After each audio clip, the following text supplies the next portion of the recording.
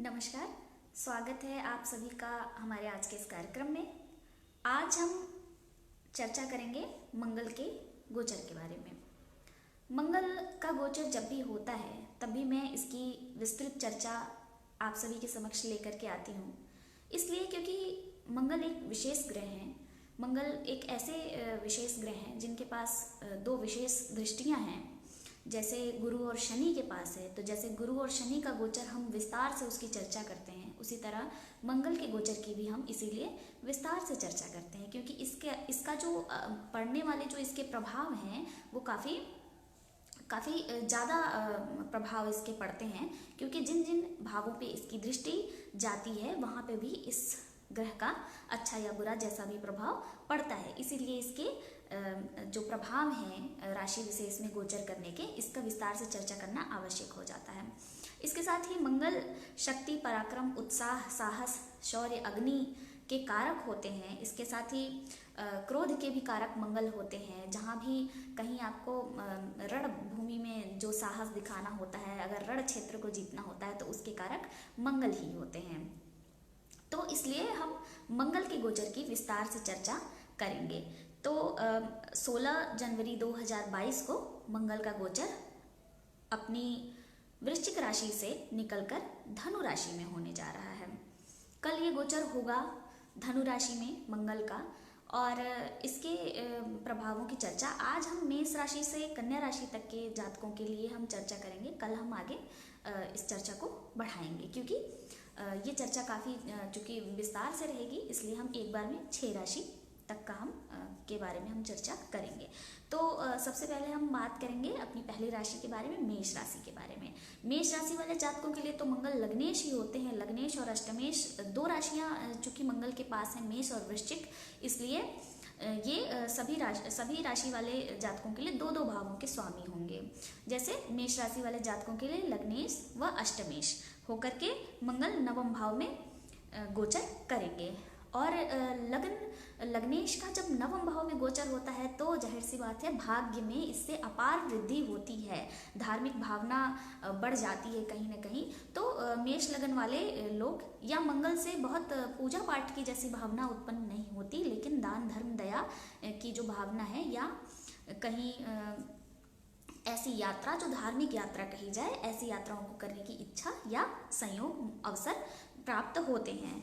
तो लग्नेश व अष्टमेश का नवम भाव में गोचर करने से धर्म कर्म, दान पुण्य, मेडिटेशन की तरफ मेष राशि वाले लोगों का झुकाव बढ़ेगा। लग्नेश का भाग्य भाव में आना निस्संदेह ये एक अच्छी सूचना है आपके लिए, कि आपके जो कार्य पहले भाग्य के उससे रुक रहे थे, दुर्भाग्यवश कुछ कार्य ऐसे थे जो आप मेहनत तो पूरी कर रहे थे लेकिन वो कार्य आपके बन नहीं पा रहे थे, अब वो सभी कार्य आपके भाग्य के बल से पूर्ण हो जाएंगे, भाग्य में वृद्धि होगी।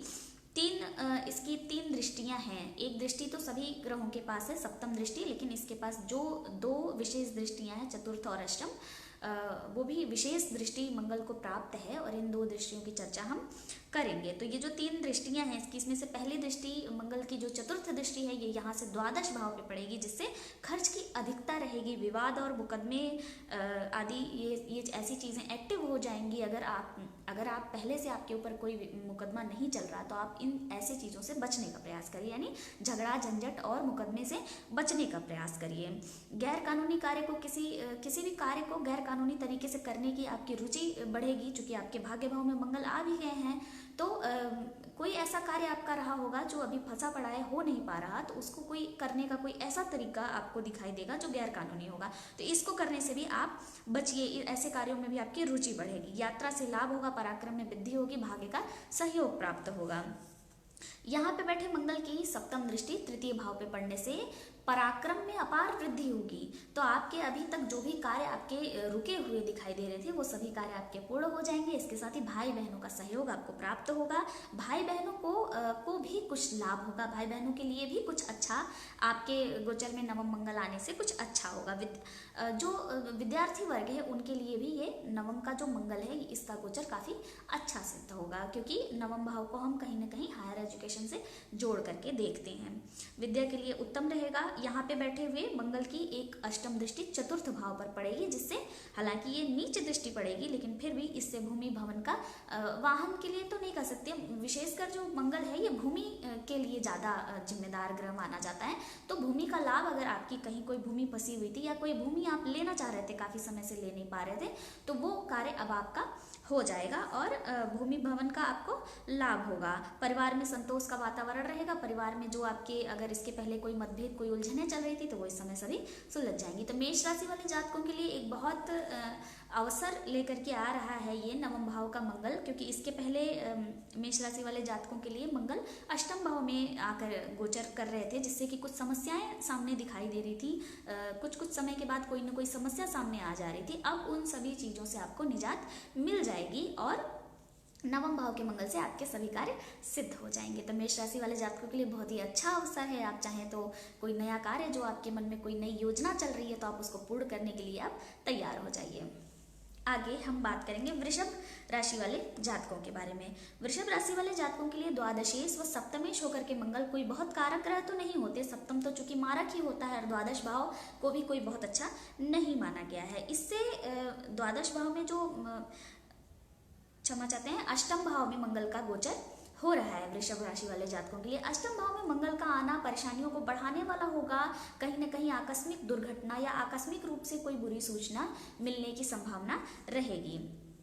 यहाँ पे अष्टम भाव में वृषभ राशि वाले जातकों के मंगल आने से स्वास्थ्य संबंधी परेशानियां अचानक से बढ़ जाएंगी। अगर किसी को पहले से पेट से संबंधित या कोई रोग था या मल मूत्र संबंधी किसी तरह का इन्फेक्शन था, कोई बवासीर था या इस तरह की कोई बीमारी या रोग पहले से था, तो वो अब भी बढ़ने की संभावना, उसके काफ़ी संभावना हो जाएगी कि वो रोग आपका उभर करके सामने आ जाए। तो उससे बचने का प्रयास आपको करना चाहिए। खान पान में आपको बहुत नियंत्रण की आवश्यकता इस समय है। इस समय उष्णता से होने वाले कोई भी रोग आपको हो सकते हैं, जैसे फोड़ा फुंसी इत्यादि जैसी चीज़ें हो सकती हैं। आगे यहाँ पे बैठे हुए मंगल की भी हम दृष्टियों को हम एक बार चर्चा कर लेते हैं। तो यहाँ पे बैठे मंगल की जो एक दृष्टि है, जो पहली चतुर्थ दृष्टि है, ये एकादश भाव पे पड़ेगी। निसंदेह एकादश भाव पे दृष्टि पड़ने से आकस्मिक रूप से धन का कोई लाभ हो सकता है। अगर आपने किसी को धन उधार दे रखा था, वो मिल नहीं रहा था, तो अभी मांगने का सबसे अच्छा अवसर आपके पास है। इसके साथ ही जुए सट्टे इत्यादि से भी आपको धन मिलने का इस समय काफ़ी अच्छा अवसर ये समय आपके लिए लेकर के आ रहा है। यहाँ पे बैठे मंगल की एक दृष्टि द्वितीय भाव पर पड़ने से वाणी कटु हो जाएगी। वाणी में आपके जो नियंत्रण है वो खो जाएगा, वो नियंत्रण आपका चला जाएगा और इसलिए आपके कुटुंबी जनों से आपका विवाद हो सकता है, कुटुंबी जनों से आपका मतभेद हो सकता है।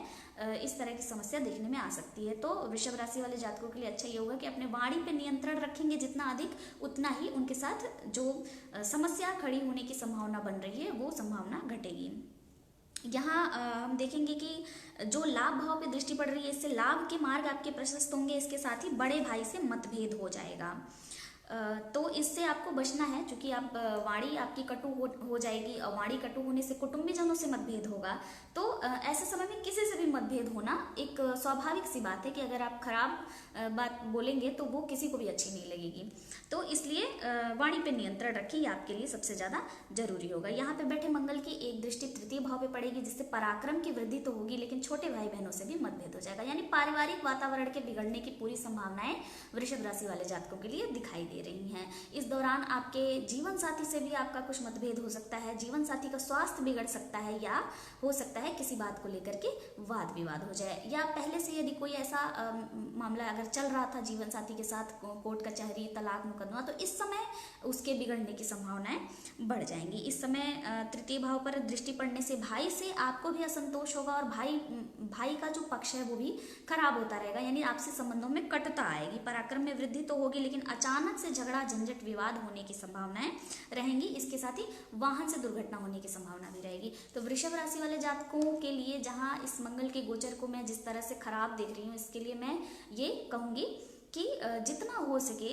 हनुमान जी की आराधना करें, मंदिर जाया करें और मंदिर की फेरी लगाया करें। ये सबसे अच्छा उपाय आपके लिए है इन समस्याओं से बचने के लिए। इसके साथ ही वाणी पे नियंत्रण रखें, इससे आपको काफ़ी लाभ मिलेगा। आगे हम बात करेंगे मिथुन राशि वाले जातकों के लिए, जिनके लिए मंगल एकादशेश, षष्ठेश और एकादशेश होकर के सप्तम भाव में गोचर करेंगे।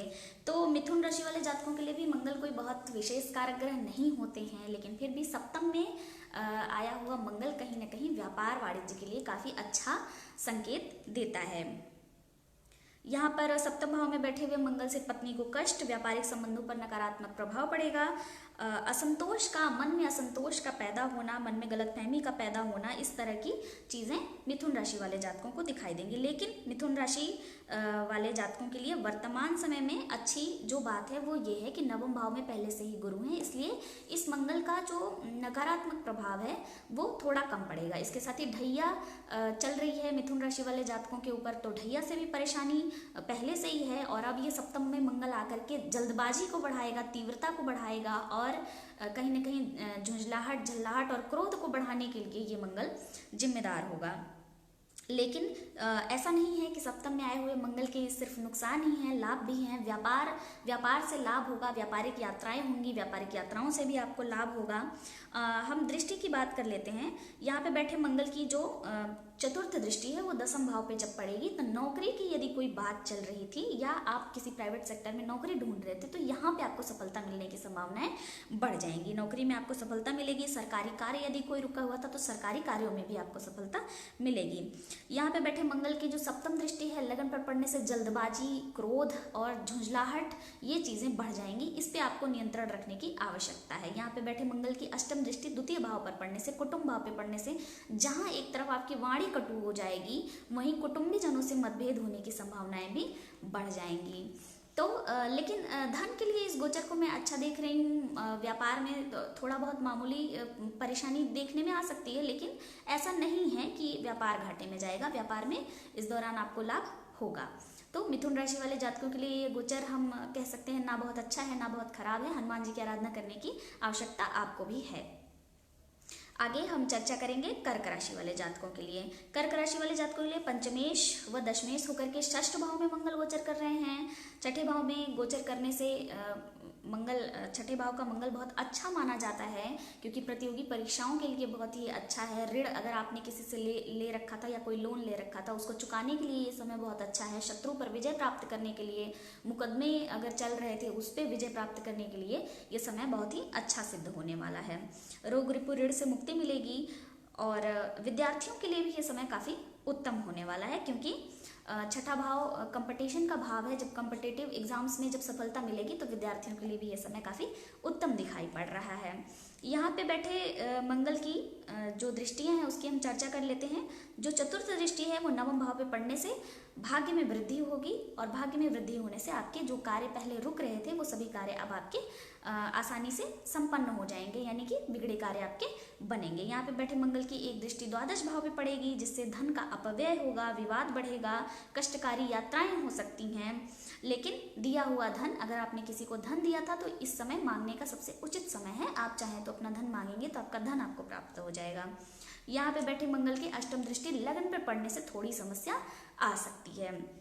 जल्दबाजी बढ़ेगी, चिड़चिड़ापन बढ़ेगा, और इसके साथ ही कहीं ना कहीं उग्रता देखने को मिलेगी, व्यवहार में उग्रता देखने को मिलेगी। तो कर्क राशि वाले जातकों के लिए मेरी सलाह यही है कि किसी से बेवजह का विवाद मोल ना लें, नहीं तो मंगल का ये गोचर आपके लिए काफी कष्टकारी सिद्ध होगा। यदि इस पे आपने नियंत्रण कर लिया तो ये गोचर आपके लिए अच्छा सिद्ध होगा। आगे हम चर्चा करेंगे सिंह राशि वाले जातकों के लिए। सिंह राशि वाले जातकों के लिए चतुर्थेश व नवमेश होकर के मंगल पंचम भाव में गोचर कर रहे हैं। सिंह राशि वाले जातकों के लिए मंगल काफी कारक होते हैं, सर्वाधिक कारक ग्रह मंगल होते हैं, और पंचम भाव में जब वो बैठेंगे कारक होकर के, नवमेश होकर के, तो विद्या के क्षेत्र में बहुत ही सफलता विद्यार्थियों को मिलने वाली है। चाहे वो जिस भी फील्ड के, जिस भी विधा से पढ़ाई करने वाले विद्यार्थी हों, उन सभी को इसमें लाभ होगा। लेकिन गर्भवती स्त्रियों को परेशानी होगी। सट्टे जुए में जो लोग निवेश करते हैं उनको इससे लाभ होगा।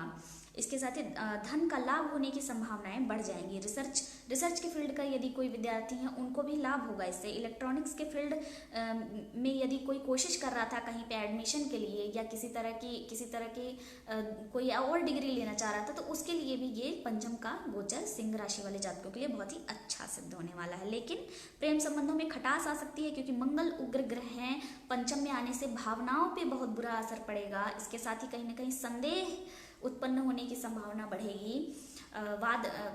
बहस करने की प्रवृत्ति अंदर से कहीं ना कहीं जन्म लेगी, तो इससे दिक्कत हो सकती है। यहाँ पे बैठे मंगल की दृष्टि की हम चर्चा कर लेते हैं। यहाँ पे बैठे मंगल की चतुर्थ दृष्टि अष्टम भाव पे पड़ने से तंत्र मंत्र जादू टोने इत्यादि में रुचि लेने वाले लोगों के लिए बहुत ही अच्छा सिद्ध होगा।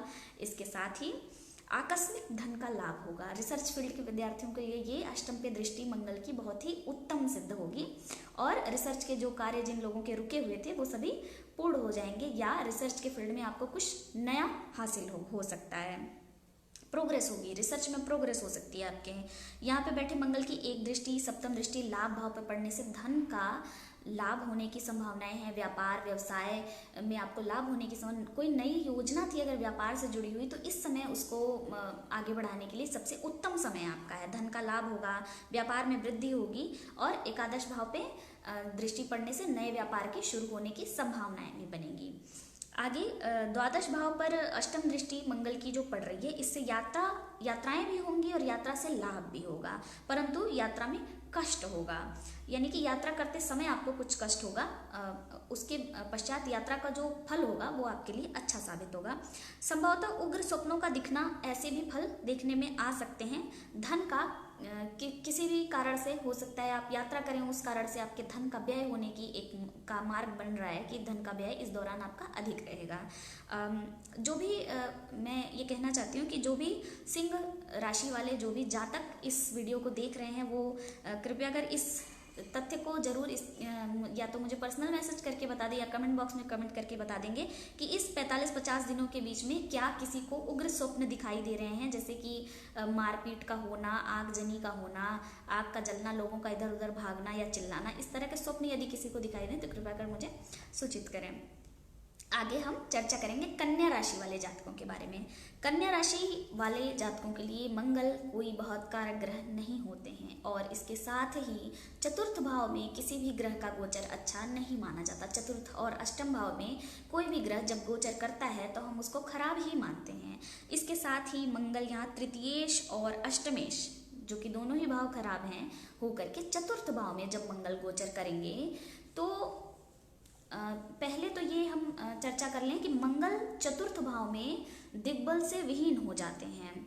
दक्षिण दिशा में दिग्बली होते हैं और ये उत्तर दिशा है, यहाँ पे इनको शून्य बल मिलता है, यानी कि दिग्बल से विहीन हो जाते हैं। इसके साथ ही काल पुरुष की कुंडली में यहाँ पर चतुर्थ भाव में कर्क राशि होती है जो कि मंगल की नीच राशि है। तो यहाँ पे बैठा मंगल चाहे जिस राशि में भी आकर के गोचर करता है वो दिग्बल से विहीन और काल पुरुष की कुंडली के अनुसार नीच राशि के जैसा फल देने वाला हो जाता है और चतुर्थ भाव में किसी भी ग्रह का गोचर अच्छा नहीं माना जाता।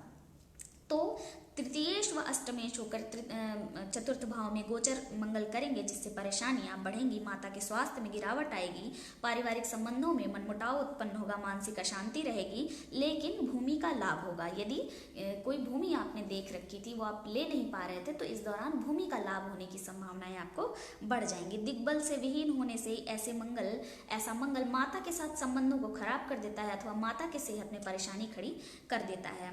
यहाँ पे बैठे मंगल की सप्तम दृष्टि पत्नी सप्तम भाव पर यानी पत्नी के भाव पर पड़ रही है जिससे पत्नी से मतभेद भी हो सकता है, पत्नी के स्वास्थ्य में गिरावट भी आ सकती है और हो सकता है कि यदि उन्हें पहले से कोई रोग बीमारी रही हो तो वो कोई गंभीर रूप ले सकता है, ऐसे भी फल देखने में आ सकते हैं। इसके साथ ही व्यापारिक संबंधों में कटुता आने की भी संभावना दिखाई पड़ रही है, किंतु व्यापारिक यात्रा से इस दौरान आपको लाभ होगा। दशम यहाँ पर बैठे मंगल की सप्तम दृष्टि दशम भाव पर पड़ेगी जिससे नौकरी के क्षेत्र में लाभ होगा। नौकरी के आपके जो कार्यस्थल है उसमें आपको कहीं ना कहीं आपको हम कह सकते हैं प्रमोशन मिलने के चांसेस आपको बढ़ जाते हैं, प्रमोशन मिल सकता है, नई नौकरी भी मिल सकती है। यहाँ पे बैठे मंगल की अष्टम दृष्टि एकादश भाव में पड़ने से धन का लाभ होगा, व्यापार में वृद्धि होगी, फंसा हुआ धन प्राप्त होगा। इसके साथ ही यदि कोई कमीशन का कार्य आप करते हैं तो उसके माध्यम से आपको धन का अपार लाभ होने की संभावनाएं दिखाई पड़ रही हैं। यहाँ पे जिन भी दर्शकों के लिए, जिन भी राशियों के लिए मंगल के फल खराब बताए गए हैं, उन सभी दर्शकों के लिए मेरी ये सलाह है कि आप सभी हनुमान जी की आराधना करें, उससे ही मंगल के जो बुरे प्रभाव हैं उससे आपको मुक्ति मिलेगी। आज के लिए इतना ही, बहुत बहुत धन्यवाद। कल हम फिर से हाजिर होंगे मंगल के प्रभाव की चर्चा लेकर के तुला राशि से मीन राशि तक के जातकों के लिए। धन्यवाद।